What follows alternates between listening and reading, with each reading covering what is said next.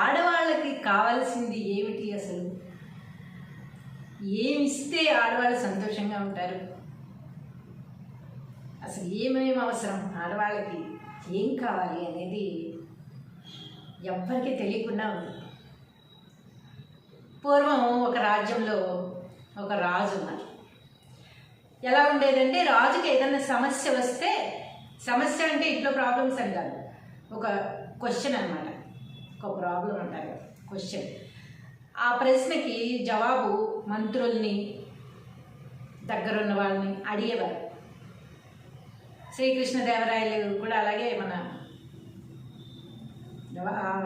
8 మంది ఆస్థాన కవులను పెట్టుకుని సమస్యలన్నీ పూరిస్తూ ఉండేవారు కదా, తెనాలి రామకృష్ణుడు ఉండేవారు.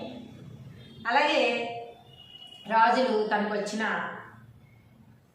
క్వశ్చన్ ఏదైతే ఉందో అది మంత్రులకి చెప్పి దానికి సమాధానం చెప్పమని అడిగేవారు. ఒకవేళ ఆయనకి తెలియకపోతే రాజ్యం మొత్తం తిరిగి ఆ సమాధానాన్ని మాత్రం రాబట్టాలి. అది ఆయనకు నచ్చాలి, ఆయన కరెక్ట్ అనుకోవాలి. ఏదో పిచ్చ సమాధానం చెప్పేస్తే తల్లికి వస్తారు. అలాగే ఈ రాజుకి ఒక డౌట్ వచ్చింది.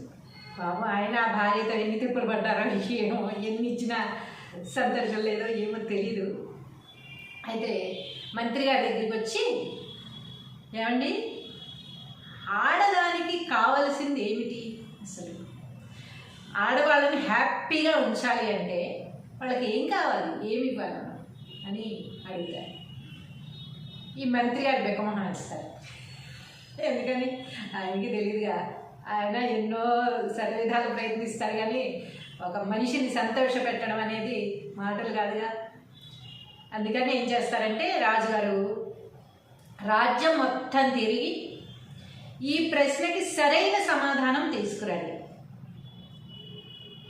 అప్పుడు నేను సంతోషిస్తాను. మీరు చెప్పిన సమాధానం సరైనది కాకపోయినా, నాకు నచ్చకపోయినా మీ తలకాయ తీసేస్తాను అని చెప్తాను. అంతే కదా, రాజు తలుచుకుంటే అంతే కదా. సరైన పని చేయకపోతే తలకాయ తీసేయడమే కదా ఆ రోజుల్లో. సరే అని మంత్రి గారు బయలుదేరతారనమాట. బయలుదేరి ఆ రాజ్యంలో ఉన్న ఆడవాళ్ళు కనిపించిన ఆడవాళ్ళని కనిపించినట్టుగా, అమ్మా మీకు ఏదైతే ఇష్టం, ఏది తింటే మీరు సంతోషంగా ఉంటారు అంటే, కొంతమంది నాకు చాలా నగలు కావాలని ఉంది అని, కొంతమంది మంచి మంచి డ్రెస్సులు వేసుకోవాలని, మోడర్న్ డ్రెస్సులు అన్నీ కావాలి అంటే, ఇంట్లో అవి దొరకవు కానీ నాకు కావాలి అది. ఇంకొకడు, నా భర్త నన్ను ప్రేమగా చూసుకోవాలి. ఒకరు, నాకు భర్త అంటే చాలా ఇష్టం అని. ఒకరు, నాకు మా అన్నయ్య అంటే చాలా ఇష్టం, నాకు మా తల్లిదండ్రులు అంటే చాలా ఇష్టం, నాకు టూర్లన్నీ తిరగాలంటే చాలా ఇష్టం, నాకు అది కావాలి, నన్ను తీసుకెళ్ళేవాళ్ళు కావాలి. నాకు తినడం బాగా ఇష్టం, నేను ఏది అడిగితే అది తెచ్చిపెట్టాలి తినడానికి. ఇలా రకరకాలుగా చెప్తున్నారు. కానీ అవన్నీ కామనే, అందరికీ ఉండేవి. అది తెచ్చిన తర్వాత ఇంకోటి వస్తుంది. ఇప్పుడు బంగారం ఇచ్చేస్తే బట్టలు ఇవ్వకపోతే ఎలా, సరిపోదు కదా. బంగారం ఇస్తే బట్టలు కూడా కావాలి. అలాగే బట్టలు ఉన్న వాళ్ళకి ఇంకొకటి కావాలి, అలా ఫుడ్ ఉన్న వాళ్ళకి అది ఒక్కటే సరిపోదు కదా. అలా ఒకటైనా ఇంకోటి కావాలి అని మంత్రి గారికి ఆన్సర్లు ఏమి ఆయనకే నచ్చట్లా. ఇవన్నీ కావాలి కరెక్టే, కానీ సరైన సమాధానం ఇది కాదు అని అనిపిస్తోంది. అనిపించి ఇలా ఈ సమాధానాలు తీసుకెళ్తే, రాజుగారికి ఇవన్నీ తెలిసినవే, అవన్నీ ఇచ్చే అయినాక ఈ క్వశ్చన్ వేసినట్టున్నారు. రాజుగారి తక్కువ ఫుడ్ లేదా, బంగారం లేదా, బట్టలు లేవా, స్వేచ్ఛ అన్నీ ఉన్నాయి కదా, ఇస్తారు కదా రానికి. అయినా కూడా ఏంటి, ఇంకా ఏం కావాలి అనేది ఆయనకి వచ్చిన సమస్య కదా. కాబట్టి ఈ ఆన్సర్లు తీసుకెళ్తే రాజుగారికి నచ్చవు అని మంత్రి గారికి తెలుసు. ఈయనకే నచ్చలేదంటే ఇంక రాజుగారికి ఏం నచ్చుతాయని ఏం చేయాలో అర్థం కాదు. అర్థం కాక వాళ్ళ ఫ్రెండ్ ఒక అతన్ని అడుగుతారనమాట. రాజుగారు ఇలాగ, ఆడవాళ్ళకి కావాల్సింది ఏమిటి, దేనికి వాళ్ళు సంతృప్తిగా ఉంటారు అని నన్ను అడిగారు. రాజ్యం మొత్తం తిరిగాను, చాలామంది ఆడవాళ్ళని కలిసి ప్రశ్నించాను, కానీ సరైన సమాధానం నాకు దొరకలేదు, నీకేమైనా తెలుసా అని ఫ్రెండ్ని అడుగుతారు. నాకేం తెలుసా పోయి అని ఆ ఫ్రెండ్ నాకు తెలీదు అని చెప్పాడు, కానీ ఒక సలహా మాత్రం ఇస్తాడు. ఏమిటంటే, ఈ ఊరి చివర ఒక రాక్షసి ఉంది. ఆ రాక్షసికి అన్ని ప్రశ్నలకి సమాధానాలు తెలుసు. సో నువ్వు ఆ రాక్షసిని కలిస్తే బెటర్. రాత్రిపూటే వెళ్ళాలి, అది కూడా ఒంటరిగానే వెళ్ళాలి. అప్పుడే ఆ రాక్షసి మింగితే మింగుతుంది, నిన్ను సమాధానం చెప్తే చెప్తుంది. అదైతే నేను గ్యారంటీ ఇవ్వలేను. కాబట్టి ఆ రాక్షసికి ఈ ఆన్సర్ తెలుస్తుంది, అది మాత్రం నేను గ్యారంటీ ఇవ్వగలను. వెళ్ళి మరి ధైర్యం ఉంటే అని చెప్తాడు. సరే ఏం చేస్తాడు? సమాధానం తెలియకుండా వెళ్ళినా ఒకటే, సమాధానం తెలుసుకోవడానికి రిస్క్ చేసినా ఒకటే. సరే రిస్క్ చేద్దాం అనుకున్నారు. వెళ్ళి ఊరి చివరికి వెతుక్కుంటూ వెళ్తే మొత్తానికి ఆ బ్రహ్మరాక్షసి కనపడి ఏంటి అంది. అంటే నమస్కారం రాక్షసి గారు అన్నాడు. అనగానే అప్పుడే ఫుల్గా తినేసింది అనమాట. బ్రావ్ అని త్రేడుస్తుంది. ఆ త్రేడుకే మనవాడు అద్దరిపోయాడు. అందుకని ఇన్ని తినే ఉద్దేశం లేదు ఆవిడకి, ఖాళీ లేదు కడుపులో, ఫుల్గా తిని అంట. అందుకని ఈయనకి ఏమంది, ఏంటిలా వచ్చావు, భయం లేదా అంటే భయం ఉంది, కానీ ఒక ప్రశ్నకి జవాబు కావాలి, అవి మీరు మాత్రమే చెప్పగలరు అని తెలుసు నాకు. మీరు ఆడరాక్షసే కదా, అందుకని నాకు ఒక సమాధానం కావాలి అని అడుగుతాడు. ఏంటో చెప్పు అంటుంది రాక్షసి. అనగానే ఆడవాళ్ళకి అన్నిటికంటే ఇష్టమైనది ఏది, ఆడవాళ్ళకి కావాల్సింది ఏమిటి అసలు, ఎప్పుడు సంతృప్తిగా ఉంటారు అని అడిగాడు. అడిగితే రాక్షసి ఏముందో తెలుసా, ఈ ప్రశ్నకి సమాధానం నాకు తెలుసు, కానీ నేను దీనికి సమాధానం చెప్పాలి అంటే నువ్వు నన్ను పెళ్లి చేసుకోవాలి అంటుంది. ఏంటి, నేను పెళ్లి చేసుకోవాలా అని సడన్గా స్టక్ అయిపోతాడు. అయిపోయి ఏం చేస్తాడు, సరే నేను రేపు వస్తా అని చెప్పి వెళ్ళిపోతాడు. వెళ్ళి ఫ్రెండ్కి ఈ విషయం చెప్తాడనమాట.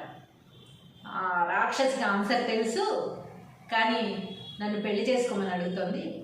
సరే ఇవాళ వెళ్ళి పెళ్లి చేసుకుంటాను అని చెప్తాడు. రాక్షసుని పెళ్లి చేసుకుంటావా అని వాళ్ళ ఫ్రెండ్ ఏమైనా బుద్ధి ఉందా నీకు, రాక్షసుని పెళ్లి చేసుకుంటావా, ఇదేం పిచ్చి నీకు, నువ్వు పెళ్లి చేసుకోగానే రాక్షసిని మింగేస్తుంది, అందుకే అడుగుతుంది, వద్దొద్దు నువ్వు చేసుకోవద్దు అని చెప్తాడు. కానీ ఈయన ఉద్దేశం ఏమిటి, పెళ్లి చేసుకుంటే రాక్షసు మింగేస్తుంది, పెళ్లి చేసుకోకపోతే ఆన్సర్ తెలీదు, ఇక్కడ రాజ్యానికి వచ్చినా కూడా తలకి తీసేస్తారు, తల తీసేస్తారు కదా, అప్పుడైనా చనిపోవలసిందే. అదేదో ఆన్సర్ తెలియకుండా అక్కడికి వెళ్ళి చేసే బదులు ఇక్కడే మింగేస్తే మింగేని చేసేదే ఉంది, ఇంకా నాకైతే ఆన్సర్ కావాలి, కనీసం ఆన్సర్ తెలుస్తుంది కదా అని రాక్షసుని పెళ్లి చేసుకోవడానికే సిద్ధపడతాడు. ఆ నెక్స్ట్ డే వెళ్ళి రాక్షసుని పెళ్లి చేసుకుంటాడు. పెళ్లి చేసుకున్న తర్వాత రాక్షసి ఒక ట్విస్ట్ ఇస్తుంది. ఏమిటంటే, నేను రాత్రిపూట మాత్రమే రాక్షసిని, పగలైతే నేను దేవతని అని చెప్తుందన్నమాట. పగలంతా దేవతగా ఉంటుందట, రాత్రి అయితే రాక్షసిగా మారిపోతుందట. మరి అది శాపం అన్నమాట ఆవిడకి. ఇలాంటి మహానుభావుడు ఎవరన్నా కలిస్తే మరి ఏమన్నా శాప విమోచన అవుతుందో మరి ఏమిటో తెలియదు. అయితే రాక్షసిని పగలు మాత్రం దేవతగా ఉంటాను, కాబట్టి నీకు ఏదైతే ఇష్టం, నువ్వు నన్ను కలవాలంటే పగలు కలుస్తావా రాత్రి కలుస్తావా, దేవతా రూపంలో ఉన్నప్పుడు నన్ను కలవడం ఇష్టమా, రాక్షస రూపంలో కలవడం ఇష్టమా, చెప్పు, నీ ఇష్టం, నువ్వు చెప్పినట్టే చేస్తాను అంటుందా రాక్షసి. ఆన్సర్ చెప్పలేక ట్విస్ట్ ఇచ్చేసింది.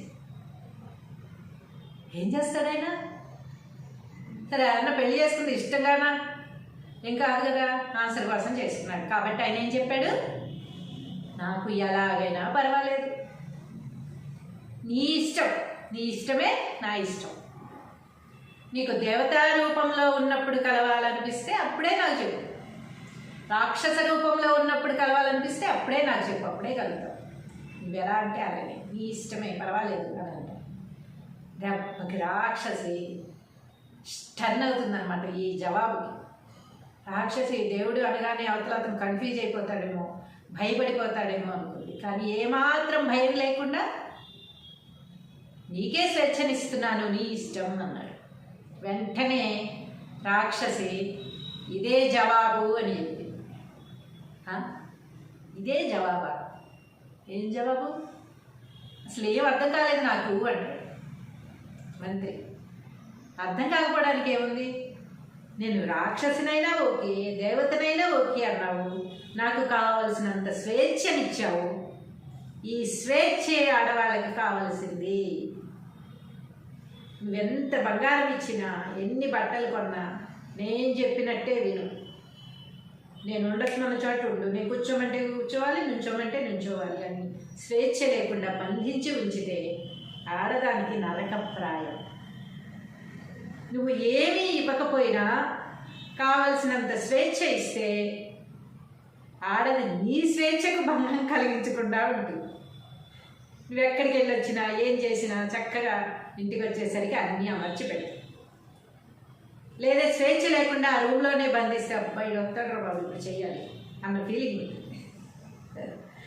కాబట్టి ఆడదానికి కావాల్సింది స్వేచ్ఛ అని చక్కటి జవాబు చెప్పి, నువ్వు ఇంత ధైర్యంగా ఏమాత్రం భయపడకుండా నన్ను పెళ్లి చేసుకోవడమే కాకుండా నేను అడిగిన దానికి ఎలాంటి తడబడకుండా జవాబు చెప్పి నీ ఇష్టమని నాకు స్వేచ్ఛనిచ్చావు కనుక ఈ జవాబుకి నేను పూర్తి దేవతగా మారిపోతున్నాను. నా రాక్షస రూపం ఇంకా పోయింది కాబట్టి నాకు శాప విమోచనం అయిపోయింది.